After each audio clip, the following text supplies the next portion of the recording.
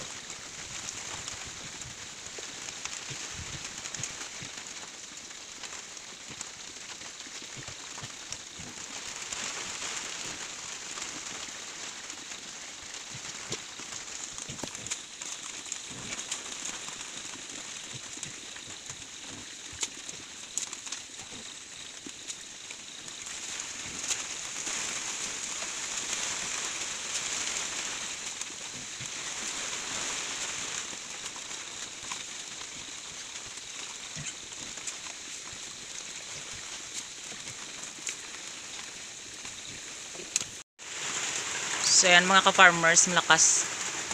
Ayan, malakas pa rin yung ulan dito. So ayan. So ayan, mga ka-farmers, kaninang umaga is mga 5 AM. Sobrang lakas talaga yung ulan dito mga ka-farmers. Kaya ito yung yung nilagyan ko ulit ng ng kanal. Ayan. Yung kanal kasi malakas talaga yung yung agos ng tubig doon nang galing sa itaas at saka dito papunta, pero umapaw at pumunta dito. Yan, nilagyan ko ulit ng kanal mga ka-farmers para hindi makapasok dito yung ulan, yung tubig ulan.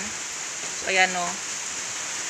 So ayan na yung mga yung mga lupa sa gilid nabitak-bitak na kasi sa sobrang lakas ng ng buhos ng ng ulan.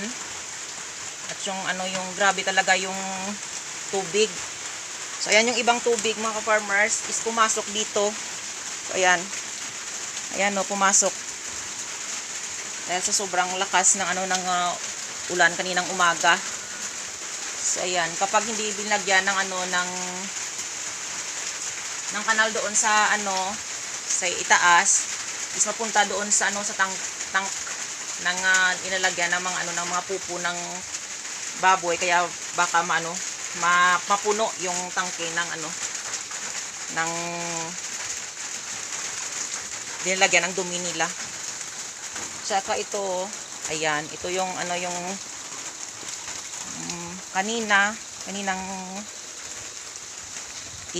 kaninang umaga, ayan. Sobrang lakas ng ng hangin, kaya yan yung mga dahon ng ng kawayan, ayan, nasiglaglagan doon. So kanina kasi dito is malakas talaga, sobrang lakas ng ulan. May isang bahay doon sa kabila na na pinalid o nilipad ng hangin yung kanilang yero. So ayan, walang hupa talaga yung buhos ng ulan dito. Ayan.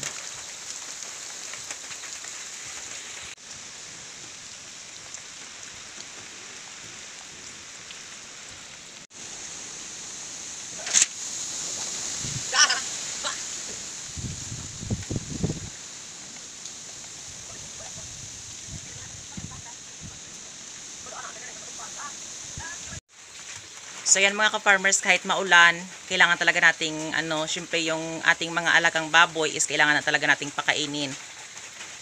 Maulan, mainit, so kailangan natin sila talagang pakainin at syempre alagaan, kasi kapag hindi natin sila inalagaan ng mabuti at pinabayaan na lang natin at hindi napakain sila sa tamang oras mga ka-farmers, is yung kanilang katawan is hindi maganda at saka mamamayat talaga sila. Kailangan talaga katulad din sila natin na kailangan natin silang pakainin ng tamang oras para mas maganda din yung quality na maibibigay nila sa atin, yung kanilang karne at saka yung pangangatawan nila mga ka-farmers. So dito sa amin mga ka-farmers, sobra talagang lakas ng ng bagyo dito. Grabe talaga yung dito ni Christine, yung bagyo. Grabe talaga ang lakas niya at yung ibang mga yero at itinapon niya at nagsibagsakan. So dito sa amin, nag-iingat lang talaga kami kasi kanina sobrang lakas talaga, mga 1 AM yata. Grabe, sobrang lakas ng hangin. At saka grabe ang lahat ng ng mga kable ng kuryente dito sa amin mga ka-farmers is naputol. So kanina umaga pa yung yung mga nagkukumpuni ng ng mga kuryente is nagpunta sila doon sa sa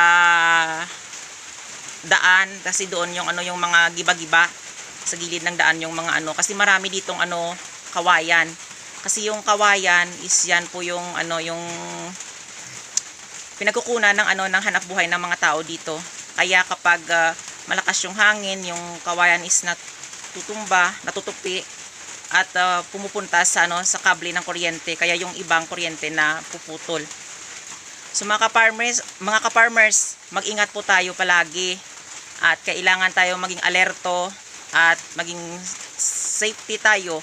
So kailangan nating manalig para kahit papaano hindi tayo pababayaan ng Diyos, kasi kapag hihingi tayo ng tulong is hindi tayo pababayaan ng Diyos mga ka-farmers. Kaya mag-ingat po kayo, magmatsyag tayo palagi. So maraming salamat sa walang sawang pagsusupport at panonood nyo sa aking YouTube channel. And don't forget to like, share, and subscribe to my YouTube channel. Happy farming mga farmers!